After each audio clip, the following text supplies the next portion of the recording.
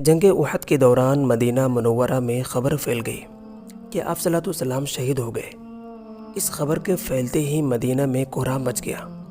عورتیں روتی ہوئی گھروں سے باہر نکل آئیں۔ ایک انصاری عورت نے کہا کہ جب تک اس کی خود تصدیق نہ کر لوں میں اسے تسلیم نہیں کروں گی۔ چنانچہ وہ ایک سواری پر بیٹھی اور اپنی سواری کو اس پہاڑ کی طرف بھگایا۔ کافی قریب آئی تو ایک صحابی آتے ملے۔ ان سے پوچھتی ہیں کہ آپ صلی اللہ علیہ وسلم کا کیا حال ہے؟ انہوں نے کہا کہ مجھے آپ صلی اللہ علیہ وسلم کا حال معلوم نہیں، البتہ میں نے دیکھا کہ تیرے بیٹے کی لاش فلاں جگہ پڑی تھی۔ اس عورت کو اپنے جوان بیٹے کی شہادت کی خبر ملی، مگر وہ ٹس سے مس نہیں ہوئی۔ اس ماں کے دل میں عشق رسول صلی اللہ علیہ وسلم نے اتنا اثر ڈالا ہوا تھا کہ بیٹی کی شہادت کی خبر سنی مگر کوئی پرواہ نہیں کی۔ چنانچہ سواری آگے بڑھاتی ہے اور ایک صحابی ملتے ہیں۔ پوچھتی ہے کہ آپ صلی اللہ علیہ وسلم کا کیا حال ہے؟ انہوں نے کہا کہ مجھے معلوم نہیں، البتہ تیرے خاوند کی لاش فلاں جگہ پڑی ہے۔ یہ عورت پھر بھی ٹس سے مس نہیں ہوئی اور آگے بڑھ گئی۔ کسی اور سے پوچھا کہ آپ صلی اللہ علیہ وسلم کا کیا حال ہے؟ جواب ملا کہ مجھے معلوم نہیں، البتہ تیرے والد کی لاش فلاں جگہ پڑی ہے۔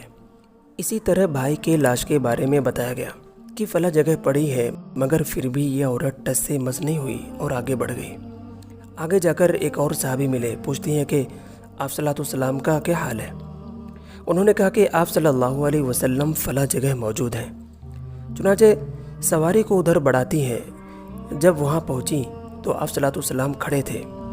وہاں اپنی سواری سے نیچے اتر گئی اور آپ صلی اللہ علیہ وسلم کی چادر کا ایک کونا پکڑ کر کہا کہ میرے اوپر تمام مصیبتیں آپ صلی اللہ علیہ وسلم کے دیدار کے بعد آسان ہو گئی۔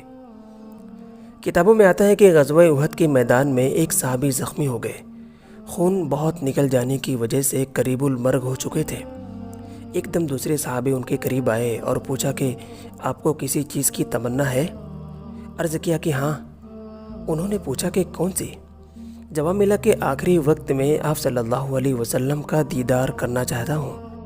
چنانچہ انہوں نے زخمی مجاہد کو اپنے کندھے پر اٹھایا اور ان کو لے کر تیزی سے اس طرف بھاگے جہاں رسول اکرم صلی اللہ علیہ وسلم تشریف فرما تھے۔ آپ صلی اللہ علیہ وسلم کے سامنے جا کر اتارا اور کہا کہ آپ کے محبوب صلی اللہ علیہ وسلم آپ کے سامنے ہیں۔ جب نام سنا تو مجاہد کے جسم میں بجلی کی لہر دوڑ گئی، فوراً طاقت بحال ہو گئی۔ اپنے چہرے کو آپ صلی اللہ علیہ وسلم کے سامنے کیا۔ دیدار کرتے ہی ان کی حالت گہر ہو گئی اور انہوں نے اپنی جان جاں آفری کے سپرد کر دی۔ آئیے دعا کرتے ہیں کہ اللہ تعالی ہم سب کو نبی صلی اللہ علیہ وسلم کی سچی محبت عطا فرمائے اور قرآن و حدیث پر چلنے کی توفیق عطا فرمائے۔ آمین۔